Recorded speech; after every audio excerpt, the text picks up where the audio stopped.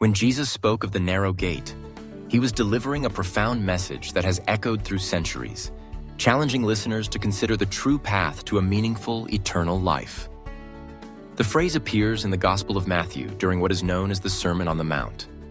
Jesus says, "Enter through the narrow gate, for wide is the gate and broad is the road that leads to destruction, and many enter through it. But small is the gate and narrow the road that leads to life, and only a few find it." At first glance, these words might seem exclusive, even discouraging. But to truly understand Jesus' intent, we need to look deeper into the context of his time, his teachings, and the nature of the human heart. In the world Jesus inhabited, religious life was often marked by outward rituals, strict laws, and a sense of belonging based on heritage or tradition. Many believed that simply being part of the right group or following certain rules was enough. But Jesus challenged this mindset. He taught that the journey to God is not about outward appearances, but about a transformed heart.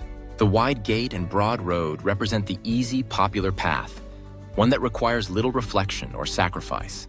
It's the way of following the crowd, doing what feels good or what society expects, without questioning if it aligns with truth or goodness. This road is comfortable, but Jesus warns that it ultimately leads to destruction, a life unfulfilled, relationships fractured, and a distance from God's presence. In contrast, the narrow gate is not about being elitist or making salvation difficult for its own sake. Rather, it's an invitation to a deeper, more authentic way of living. The narrow gate is about choosing love over indifference, truth over convenience, and selflessness over selfishness. It's about daily decisions, sometimes small, sometimes monumental, to do what is right, even when it's hard or unpopular. Jesus himself embodied the narrow way. He loved outsiders, forgave enemies, and served those who could not repay him. He called his followers to do the same, saying that the greatest commandment is to love God with all your heart, soul, and mind, and to love your neighbor as yourself. This kind of love is not easy. It requires humility, courage, and often sacrifice. But it is the way that leads to life. Life that is rich, purposeful, and connected to something greater than ourselves.